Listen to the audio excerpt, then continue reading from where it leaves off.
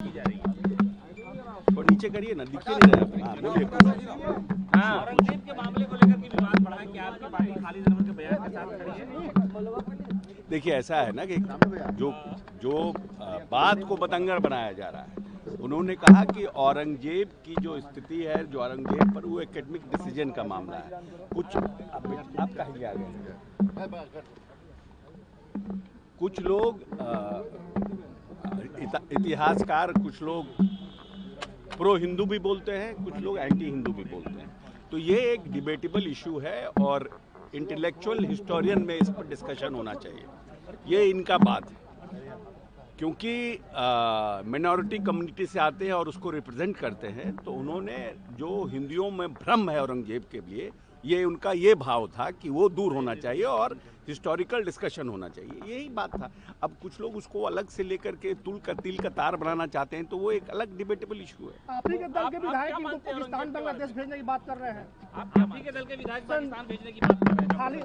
खालिद अनवर को अब है, अरे ऐसा है कि कुछ लोगों का अपना अपना तरीका होता है, expression of thoughts, expression of words, हर लोगों का अपना अपना तरीका होता है। तो उन्होंने अपने तरीके से किया है। पार्टी किसके साथ है, खालिद अनवर के साथ है या संजीव कुमार? इसका जवाब तो नीतीश कुमार देंगे। आप लोग क्या चाहते हैं? नहीं, आप हमारा पूरे एक समय था ना मुगल साम्राज्य आया था, ना हमारी कोई भूमिका थी, ना हम पैदा हुए थे। हम जो हिस्ट्री के स्टूडेंट में पढ़े हैं, मुगलों से बहुत कुछ फ़ायदा भी हुआ है और नुकसान भी हुआ है। नुकसान इस सेंस में हुआ है कि जो हमारी सनातन परंपरा थी उसका हमें नुकसान हुआ। लेकिन ये कहना कि मुसलमान आए और मुसलमान ने पूरी तरह से देश को बर्बाद कर दिया, ये सत्य नहीं है। जब मुसलमान थे तो जीडीपी ऐसा हमारा खराब नहीं था। हाँ, लेकिन जब अंग्रेज आए तो उन्होंने हमको भी लूटा, और मुगलों के पहले जो लोग आए उन्होंने भी हमें लूटा। लेकिन मुगल साम्राज्य में तो अकबर का देखिएगा डायनेस्टी, फिर आगे का डायनेस्टी देखिएगा, तो अच्छे भी काम हुए, बुरे भी काम हुए। तो औरंगजेब ने बहुत से मंदिरों को भी तोड़ा, इसमें भी असत्यता नहीं है। लेकिन औरंगजेब ने साथ साथ अपने जिसको बोलते हैं मुगलिया जो भाव था उसके लिए काम किया। तो जब जो राजा होता है वो तो इसी तरह से एक्ट करता है। अब उसका इम्पैक्ट ये है कि कुछ लोग उसको खराब मानते हैं, कुछ लोग उसको अच्छा मानते हैं, तो अपना अपना व्यू है। लेकिन अब तो इस लोकतंत्र में इस सब के बहस का बहुत जगह नहीं है ना, इसका कोई बहस का। अब हम कैसे आगे बढ़ें, मुसलमानों को भी लेके आगे बढ़ें, उनको कैसे हम शिक्षा दें, उनकी आर्थिक स्थिति कैसे मजबूत हो, हिंदुओं की आर्थिक स्थिति मजबूत हो। अगर होलिस्टिक हिंदुस्तान को अगर आपको देखना है तो ये गंगा जमनी संस्कृति है, इन दोनों का कैसे मिलाप हो और आगे बढ़े। लेकिन एक फ्रैक्शन जो हमेशा जो है इस देश में, जैसे अंग्रेज ने गए हिंदू मुस्लिम को लड़ा करके राज किया और उसके बाद हिंदुस्तान पाकिस्तान अलग करके भाग गए, और वो एक हमारे यहाँ परमानेंट डेंट इस देश में दे दिया।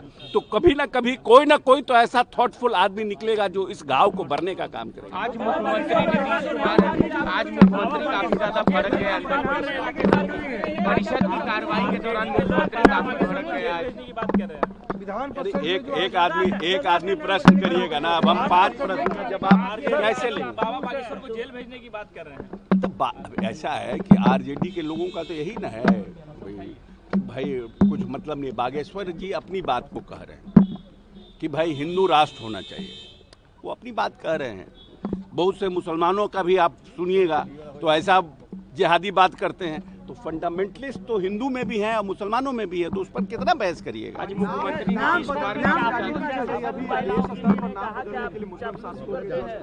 नाम रखे गए, बख्तियारपुर भी उसमें नाम लिया जा रहा है कि उसे भी बदला जाए। बख्तियारपुर का नाम बदलने की बात हो रही है। नहीं, वो अब तो ये देखिए, बदलने की बात हो रही है। हेतु जब बदलने की बात आएगा, जब प्रस्ताव आएगा, उस पर सरकार, स्टेट गवर्नमेंट क्या निर्णय करता है उस पर ना हम चर्चा करेंगे।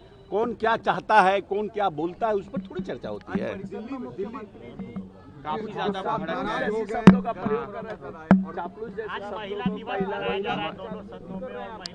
देखिए, अब्दुल बारी सिद्दीकी जी बहुत डाइवर्सिफाई पर्सनालिटी के व्यक्ति हैं, और जब रीना जी बोल रही थी, अब्दुल बारी सिद्दीकी जी बैठे बैठे कुछ कमेंट कर रहे थे, तो मैंने खड़ा होकर कहा कि भाई अब्दुल बारी सिद्दीकी जी, आप इतने सीनियर लीडर हैं, बैडमिंटन से लेकर क्रिकेट एसोसिएशन तक सब कुछ, वित्त मंत्री रहे हैं, सब कुछ रहे हैं, तो आपको उचित नहीं लगता है बैठे बैठे बोलो। अगर आप खड़े होकर कुछ कमेंट करिएगा तो उसका रीना जी बैठ के फिर आपका प्रश्न का जवाब देंगी, जो परंपरा है।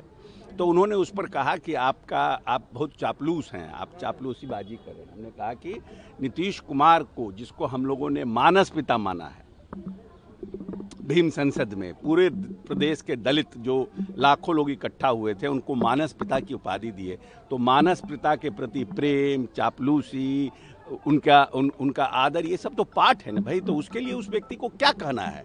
लेकिन जिस तरह से अब्दुल बारी सिद्दीकी का, हम उनके व्यक्तित्व से प्रभावित हैं, हम उनके साथ काम भी किए हैं और हम जानते हैं कि वो कैसे व्यक्ति हैं।